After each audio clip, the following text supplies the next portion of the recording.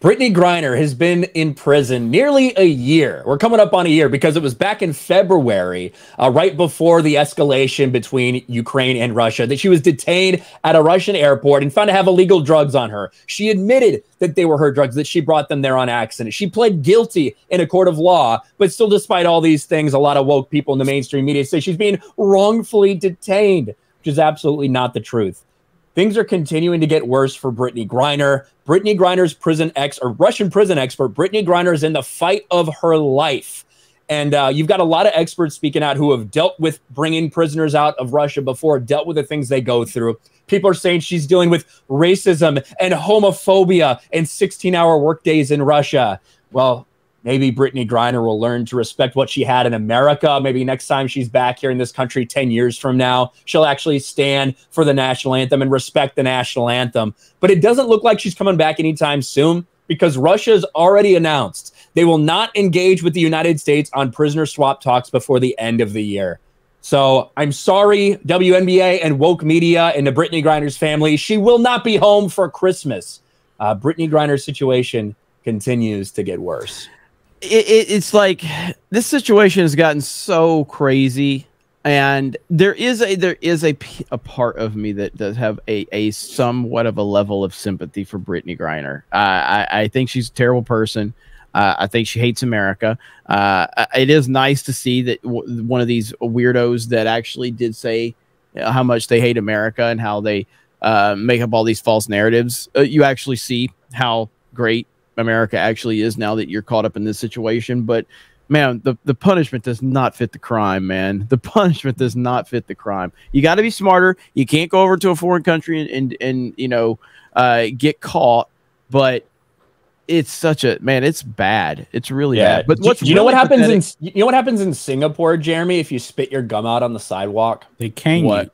They whip you. They actually whip you 50 times with a fucking cane. Like there are some countries out there that have some weird laws, like messed up laws, messed up punishments for certain things that you wouldn't expect. There's people in America who are locked up for longer than Brittney Griner was for some sort of marijuana possession. Shout out Kamala Harris.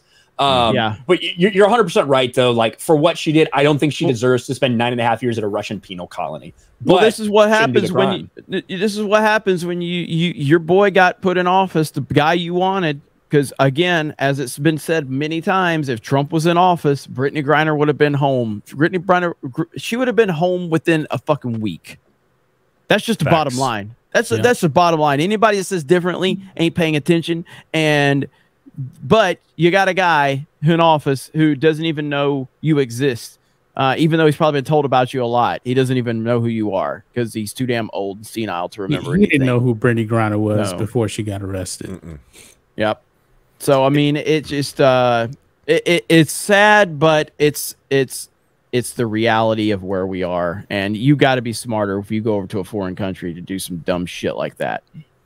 It'd be nice if we can get like a platoon system, like trade off. It's like, we'll keep this sentence, but we'll take Brittney Griner back for a little bit. We'll give you Megan Rapinoe, and then after a few months or a year, we'll take Megan Rapinoe back and get another woke loser in there, and they can all get a little cycle of taste of what it's like in another fucking country.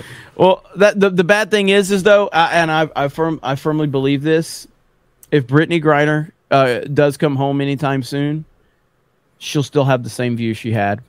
She'll still have the same woke talking points she had. She'll still believe what she believes. She'll still call Trump a racist, a horrible person. Donald Trump could get back in office in 2024 and have her home the next day, and she would still come home and talk about how he's a racist and a sexist. That's exactly what she would do. And that is just a fact of the matter. So from that perspective, it is hard to have any sympathy for this piece of shit human being to begin with. I have sympathy for her as much as I would for like any like just generic American citizen who like gets caught up in something like that in Russia, 100%. But unlike any random everyday citizen, she's been fucking shitting on America for years. She's been playing this victim card, like her and a lot of other sisters in the WNBA have been doing the same exact thing. Oh, and then the media doesn't help. The media's like, well, she only had to be there because she doesn't get paid enough, blah, blah, blah, all this stuff. That's ridiculous. It is absolutely insane. I saw a really funny story. I'm probably going to make an individual standalone video on it. of WNBA players asking not for equal pay to their NBA counterparts, but just for equal revenue sharing.